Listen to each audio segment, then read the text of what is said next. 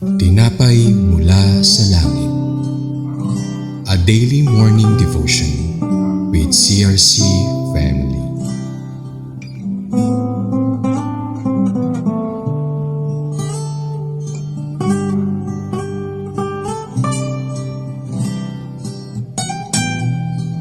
Isang mapagpalang umaga po. Ako po si Sister Mina Akuram mula po sa CRC Summerfield Daughter Church.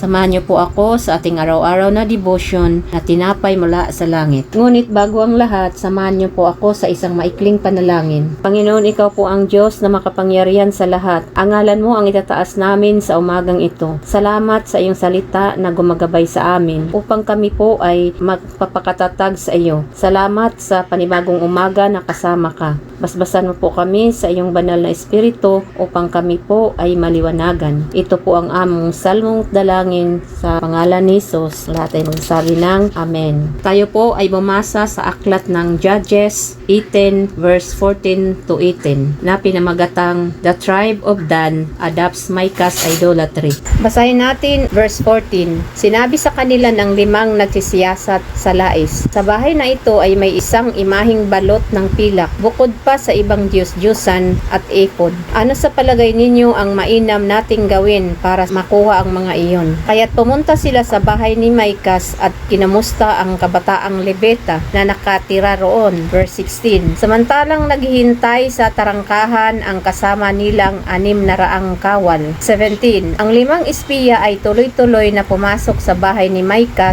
at kinuha ang mga diyos-diyusan doon, pati ang nababalot na pilak. Ang pari naman ay nasa tarangkahan kasama ng 600 kawal. 18. Nang makita ng pari na sinamsam ng 5 lalaki ang mga imahin, itinanong niya, anong ginawa niyo? Sa mga naunang verses ng Judges 18, nakita natin na bumalik ang 5 espiya sa kanilang mga kapatid at ibanalita na ang lupain ng lais ay mabuti at handa nilang angkinin. Dahil dito, naghanda ang 600 armadong kalakihan mula sa lipi ni Dan at nagsimula silang maglakbay patungo sa lais. Habang sila ay nasa kanilang paglalakbay, dumaan sila sa kabundukan ng Ephraim malapit sa bahay ni Micah. Sa ating pong binasang verses ngayon, makikita natin ang pagpapatuloy ng kanilang paglalakbay. Naalala ng 5 espiya ang bahay ni Micah at ang mga bagay na nakita nila roon, ang ipod, ang mga diyos-diyusan na inuukit na larawan, at ang batang Levita. Kaya nung sila ay bumalik kasama ang kanilang mga kasamahan, kinuha nila ang mga ito mula sa bahay ni Micah. Kung pagbasa natin ang pangyayaring ito, mapapansin natin unti-unti ng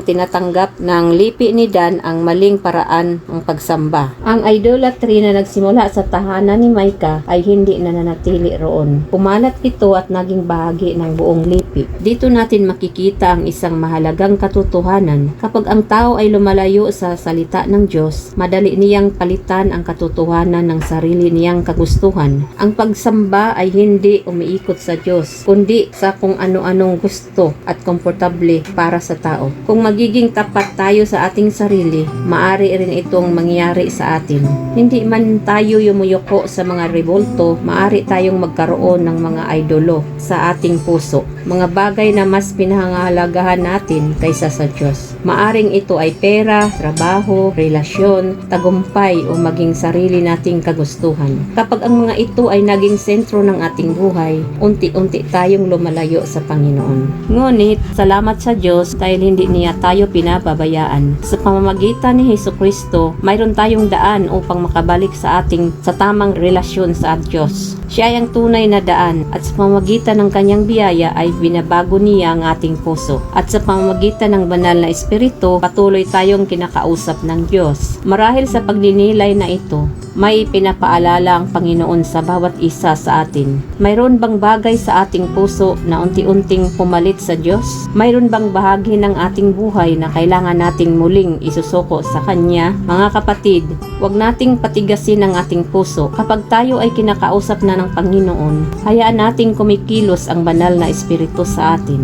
Kung may kailangang ituwid, ituwid natin. Kung may kailangang bitawan, bitawan natin. At kung may kailangang ibalik sa Diyos, gawin ipagpatuloy natin ito habang may pagkakataon. Naway ang ating pagsamba ay hindi lamang panlabas, kundi manggagaling sa pusong tunay na nagmamahal at sumusunod sa Panginoon. Bilang pagkatapos, manalangin po tayo. Panginoon, salamat po sa katagumpayan ng gawaing ito ngayong umaga. Salamat po sa iyong salita na patuloy nangungusap sa bawat isa. Gamitin mo niyo po ang aming buhay para sa iyong kaluguran at kaluwalhatian. Sa iyo po ang lahat na papuri at pasasalamat. Sa pangalan ni Jesus. Amen. Maraming salamat po sa inyong pakikibahagi sa ating programa. Mula po sa ating puso, muli po ninyo kaming samahan bukas sa paglinilay sa salita ng Diyos. Dito po sa programang Tinapay Mula sa Langit. Pagpalain po tayong lahat ng ating Panginoon. Magandang umaga po.